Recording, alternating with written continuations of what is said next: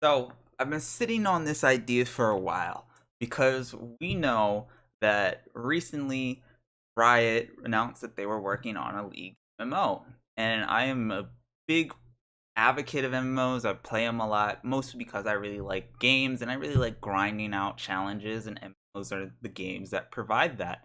And with Riot's MMO coming out, I started thinking about the world and what world of Runeterra really look like with Riot's MMO, where we would start, the starter zones, what type of places we'll explore, expansions, and all that. And I started thinking about how worlds really make up MMOs.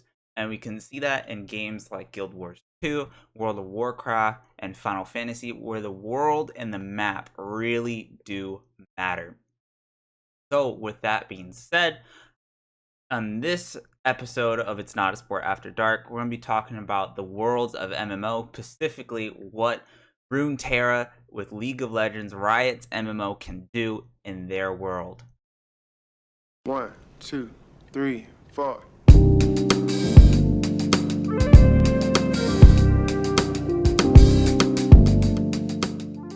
Transitioning over, we're going to start with Guild Wars 2. So this is a map, not a full map, it's a little bit out of date, of Guild Wars 2 MMO. If you aren't listening to this in podcast form, I recommend you either pull up the map in the spare time to search Guild Wars 2 map, or you go into our YouTube channel and watch our YouTube version of this episode.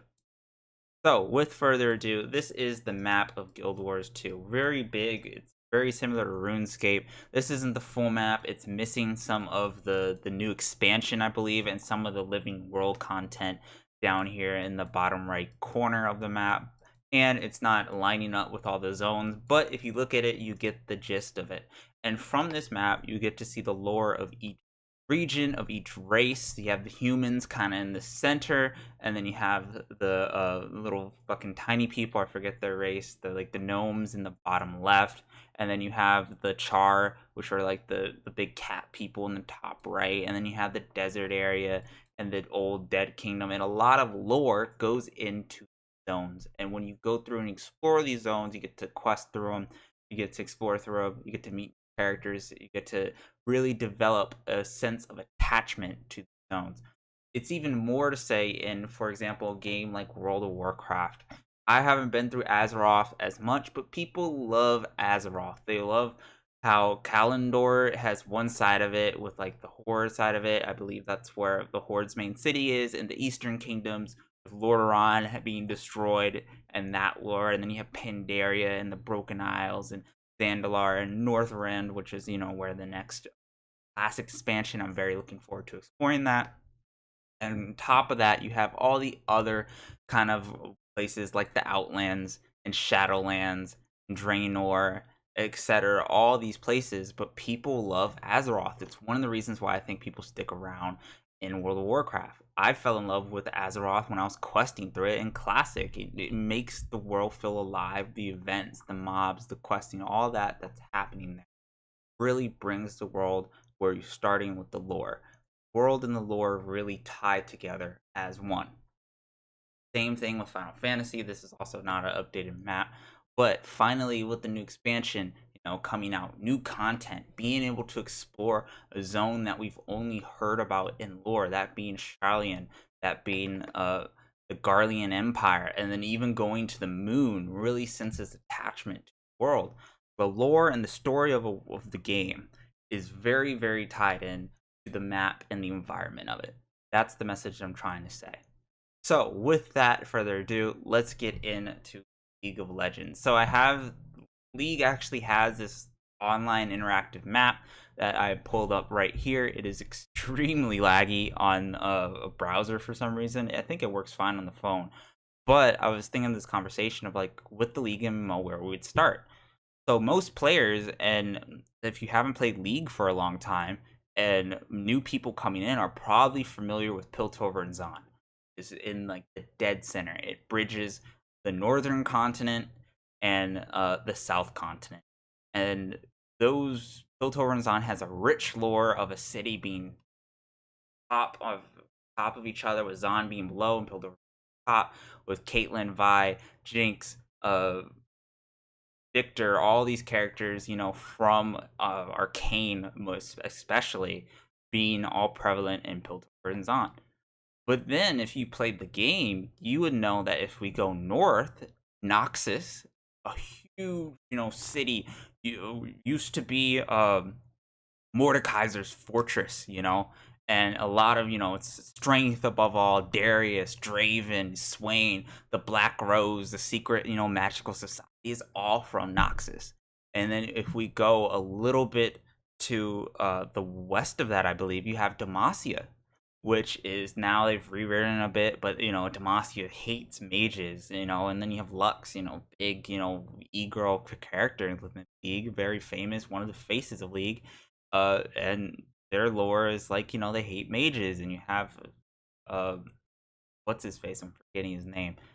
Uh, Fighting the mages, and then you have J4, the king, and Garen, and all that happens in Demacia. Going north of that, you have Freljor, the three tribes. You have Lysandra, Ash, Sejani, three tribes, Trendamere, Orn's from there. Then the Watchers with the Void is also very there. And then in the middle of that, I'm not gonna like try and zoom in because I'm gonna fuck up this map. But in the center of that, you have the Yordles town, which is the Yordles. So I was thinking that the really good place to start with the League MMO, and at least for the first continent, would probably be the northern continent and these cities. Start in Piltover and Zon. Make that be like the hub questing zone, like the end zone where everyone goes and gathers. That's the main capital cities, right? And then you have Noxus, and if you're a Noxus, you have to go through the Noxus storyline. You get to explore those elements of Mordekaiser's fortress or the Black Rose, right? And if you're in Demacia, you get to explore, the mages and all the other like creatures in there. If you're in Freljor, maybe there's some sort of tension between the three tribes and what type of tribe you join. It's very, very interesting what League lore has already set up and what they can do with the League MMO in accordance to the world, right? So if we start in those three zones, where do we go from there? Well, Ionia, the big Asian continent where Akali, all the ninjas are from, that's Aurelia, Yasuo, the Wind Brothers are all from Ionia, and Ionia is another island that can be an entire expansion itself. That could be the first expansion.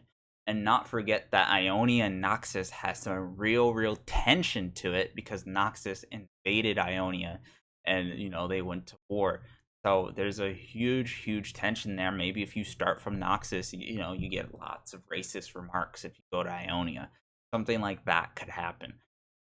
Very interesting expansion there. And then even then, some of the champions there are the most popular in the game, and some of the most interesting game with Ionia being an entire island as itself. Going back a little bit down south to Piltover and Zon, we can go down into the desert area of Shurima. And I think this is when the game can get super duper interesting. Most of the interesting lore happens in the southern continent with Shurima. Azir, 6-7 years ago, they did a huge event with Azir coming back, and they really established the lore of Shurima. What the fuck is happening with Azir? We don't know. Like, what's he up to? Is he building his empire? Is he a threat? Building back the great glorious days of Shurima. Xerath still doing like his shady stuff down there. We never really know what's going down in Shurima. They haven't talked about it other than like some of the Void stuff with like Rek'Sai running around or Talia running around. Or we have Maokai doing some shady stuff with the Void stuff in Shurima as well.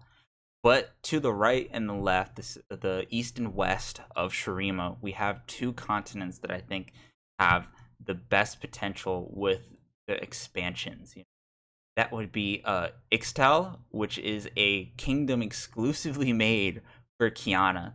Other than that, there's been no talk of that kingdom. They're supposed to be hidden in a jungle, and they're supposed to be elemental mages that are very in tune with the elements. But other than Kiana, there's nothing there. In that jungle is supposed to be like all Malphite's supposed to be in there, Rengar's supposed to be in there, all like kind of the cats and the bird people and all those champions are supposed to live in that jungle.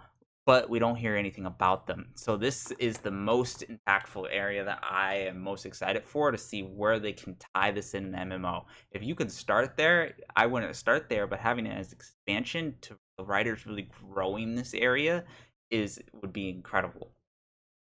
Now, to the left of Shurima, you have Targon. That's where the gods reside. That's where Zoe, Pantheon, the Sun and Moon being Leona and Diana, Philios, all those champions of even the Dragon god, Aurelian Soul, Zoe, are all reside in Targon. And Targon has a lot of rich lore to it. We've seen it recently with the whole Philios came out, and Targon can be really cool because that we're dealing with some of the people that are considered the gods of Runeterra, right? Mount Targon, it could be also the second coolest expansion, I think, to the League MMO outside of Ixtal. And then if we go to the west of Ixtal, I believe we have Bilgewater and Shadow Isles. I think you pack these two together, and I think maybe you can only access Shadow Isles in October, being Halloween and spooky. Maybe that's when the mist is supposed to come out. That's where Viego is, and a lot of the spooky Elise is not. I don't think she's there, but she's from there. You have Arthas, have so many death and spooky champions in the Shadow Isles, and in Bilgewater, then you have your pirate champions. You have Gangplank, you have TF, are all in Bilgewater, and that's where you can get maybe some open water, some sea content, and that expansion could be really cool. Maybe not as hardcore deep in lore as maybe Shurima will be, but still a very fun expansion. This map is huge, and I was just thinking about this very light cover, I think, of it. We want to just talk about all the different lore, and then if I can zoom in on the map, I recommend you go and explore the interactive map. If you zoom in on it, they have little points of interest that you can look at. It's in the video. It's taking forever to zoom in, but you can have little points of interest, and then you can click those points of interest, and they even name areas, okay, the desert's called the Great Sigh, for example, or something like that, and the capital is the Sun Disk, and then they have Zamara, like the city right here, and we click on that, we can see that it's a merchant camp, and it has some ties with Renekton, for example, or Mount Targon. There's a story here in this little southern cascade, and it shows actual fan art and creative art of this world. So I think there's some incredible talent and space to develop Runeterra in the League MMO here, and I really can't wait to see what they do with it.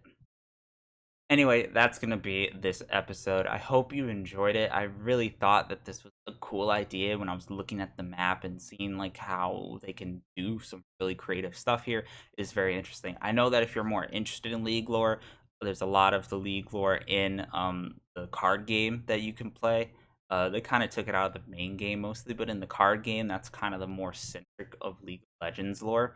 So if you want to go into some more of that, or just look at the interactive map and learn more about what they can do with this game, it's gonna be really fun. Of course, we are some years off from them. We have no real news of the League MMO, but what they can do with the world will be incredible.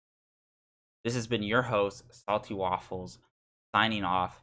Make sure to leave a like, comment, subscribe. It really helps me out. If you want to listen to our past seasons, check out our YouTube of all the past seasons of It's Not a Sport. You can also go on our SoundCloud or iTunes if you just want to listen to audio versions of this as you drive or go for a walk or smoke or whatever you do to chill out. I hope you enjoyed this week's episode, and I hope you are having a wonderful climb.